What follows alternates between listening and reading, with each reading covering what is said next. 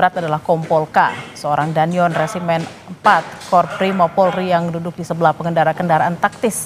Sementara satu orang lagi yakni Bribka R yang merupakan Basat Primo Polda Metro Jaya merupakan pengendara rantis.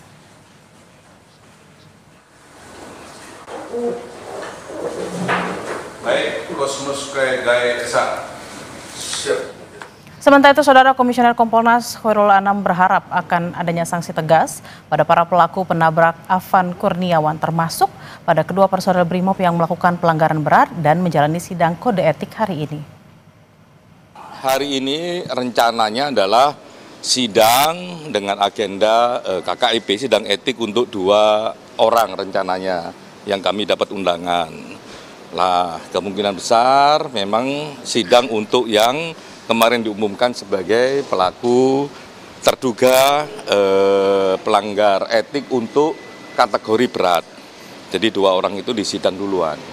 Nah, semoga harapannya memang seperti harapan gelar kemarin dan harapan keluarga adanya hukuman yang tegas. Kompolnas sendiri yang memang mendorong adanya PTDH. 2 dari 7 anggota Brimob yang menabrak pengemudi ojek online Afan Kurniawan dinyatakan telah melakukan pelanggaran berat, Saudara. Kepala Biro Pertanggungjawaban Profesi Kepolisian Divpropam Polri, Brigjen Agus Wijayanto menyatakan Kompol K dan Bribka R yang merupakan sopir kendaraan taktis saat penabrakan terjadi terancam hukuman pemberhentian tidak dengan hormat. Sementara 5 personel lainnya disebut melakukan pelanggaran dalam kategori sedang. Polisi kemudian melakukan gelar perkara karena ditemukan adanya unsur pidana. Sebelumnya, Saudara, pengendara ojek online Afan Kurniawan tewas karena ditabrak kendaraan rantis Brimob pada 28 Agustus lalu di tengah aksi unjuk rasa protes tunjangan fantastis DPR RI.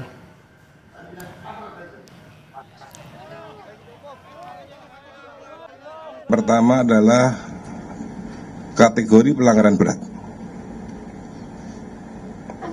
Dilakukan oleh 1 Kompol K, jabatan adalah danyon Resimen 4 Korprimo Polri, duduk di depan sebelah kiri driver. Yang kedua, Bribka R, jabatan Basat Primo Polda Metro Jaya, selaku driver rantis PJJ Nopol 17713-7 Romawi. Untuk membahas sidang etik kasus Brimob penabrak pengemudi ojol Afan Kurniawan, siang hari ini melalui sambungan virtual ada Komisioner Kompolnas Gufron Mabruri. Selamat siang Pak Gufron, ada Bella di studio. Selamat siang Mbak Bella. Ya Pak Gufron, apa saja tahapan utama dalam sidang Komisi Kode Etik dan Profesi Polri di siang hari ini untuk kasus ini dan bagaimana Kompolnas memantau agar prosesnya berjalan transparan dan sesuai dengan prosedur? Ya, saya kira ya ini sesuai dengan komen kita bersama ya pada saat gelar perkara yang kami hadiri kemarin ya agar proses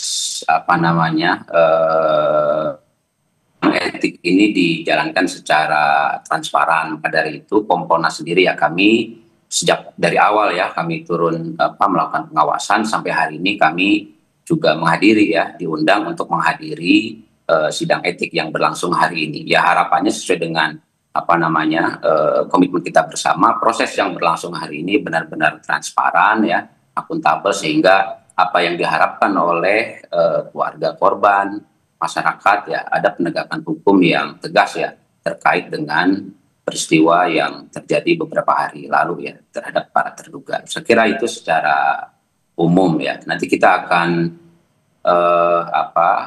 Kompolnas akan terus mengawasi proses berlangsung sidang yang berlangsung hari ini. Lalu Pak, bagaimana hasil gelar perkara kemarin ya tanggal 2 September ini mempengaruhi agenda sidang etik khususnya terkait potensi tuntutan pemberhentian tidak dengan hormat atau pemecatan? Ya, Kompolnas sendiri kan memang dari awal mengharapkan bahwa ada proses penegakan hukum yang tegas terhadap para terduga pelaku ya, baik dari sisi etik maupun juga potensi pidananya. Karena itu bagian dari akuntabilitas ya terkait dengan peristiwa yang terjadi ya, itu sudah disampaikan dari awal ya, dari keluarga korban, kemudian juga itu harapan masyarakat publik ya, masyarakat secara umum gitu. Nah, dua-duanya kita rekomendasikan ya untuk etik ada PTDH, kemudian juga untuk pidananya harus tetap dijalankan karena seperti dalam apa yang kita dari sidang gelar yang kita ikuti kemarin, unsur-unsur potensi pidananya. Nah, ini ada sehingga itu juga harus jalan. Dua-duanya harus berjalan secara beriringan untuk memastikan bahwa memang ada proses hukum yang tegas ya, sebagaimana ini menjadi komitmen kita bersama ya, komitmen Polri, Pak Kapolri, Kompolnas, dan saya kira kesimpulan yang kita dapatkan dari gelar perkara kemarin kan seperti itu gitu. Tapi kemudian dasar hukum spesifik misalnya ada pasal 13 di peraturan Polri yang digunakan untuk mengklasifikasi pelanggaran berat pada Kompol C sebagai komandan dan juga Brib KR sebagai pengemudi, serta juga ada pelanggaran sedang nih Pak kepada 5 personel lain yang ada duduk di belakang rantis. Ya, itu nanti akan kita cermati selama proses persidangan ya, terkait dengan pasal-pasal yang disangkakan kepada para terduga ya. Kan itu ada 2 kategori ya, pelanggaran berat dan pelanggaran ringan. Sebagaimana disampaikan ya, pelaku yang yang terkait dengan pelanggaran HAM, pelanggaran berat ya, saya kira seperti disampaikan potensi PTDH sangat kuat ya, pemecatan, kemudian nanti kita juga akan ikuti proses terhadap para terduga pelaku yang masuk kategori pelanggaran ringan. Semuanya akan kita awasi ya. Saya kira ini bukan kami saja ya, Kompolnas, tapi juga masyarakat yang mengharapkan ada proses penegakan hukum yang tegas ya. Harapannya bisa turut melakukan pengawasan terhadap proses penegakan hukum yang sedang berjalan hari ini. Pak Gufron, lalu oke. Silakan Bapak. Ya. Halo? Ya, silakan Bapak dilanjutkan. Ya, untuk pembuktiannya nanti kita akan terus pantau ya proses selama proses persidangan untuk melihat bagaimana proses pembuktian terkait dengan berbagai peristiwa yang terjadi kemarin, termasuk juga penggunaan pasalnya. Oke, Bapak, lalu sanksi maksimal yang dijatuhkan pada personel Brimob ini dan bagaimana sanksi-sanksi ini kemudian mencerminkan komitmen Polri untuk menjaga integritas profesi setelah insiden ini terjadi dan ke depan jika ada lagi unjuk rasa yang dilakukan, tidak ada lagi nih kejadian-kejadian seperti ini? Ya, saya kira dari awal sudah jelas ya bahwa ada komitmen untuk melakukan penegakan hukum yang tegas terhadap para terduga pelaku ya. Dan prosesnya itu kan sudah berjalan ya, terhadap yang diduga melakukan pelanggaran berat, potensinya PTDH, pemecatan, kemudian juga untuk yang terduga pelaku pelanggaran ringan, saya kira itu juga sudah disampaikan potensi sanksi yang akan dijatuhkan. Nah, yang perlu dipastikan bahwa memang pertama dari sisi etik ya, semua dugaan-dugaan pelanggaran yang dilakukan oleh seluruh terduga ini harus ada penegakan yang tegas ya dari sisi etik. Kemudian juga yang kedua seperti disampaikan tadi potensi pidana juga saya kira karena kemarin kita juga selama proses gelar ada unsur-unsur yang mengarah pada pidana, saya kira juga itu sangat penting untuk tetap dijalankan gitu. Nah,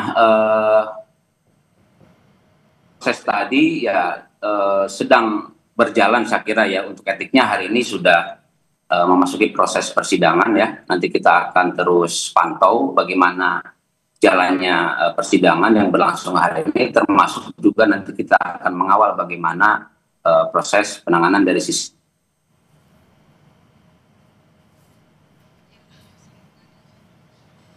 Pak Gufron. Sudah mulai dilakukan ya. Halo? Ya, silakan Bapak. Sudah mulai proses untuk yang mengarah kepada aspek pidananya gitu. Kan kemarin juga ada dari Barreskrim yang hadir ya. Ya, baik.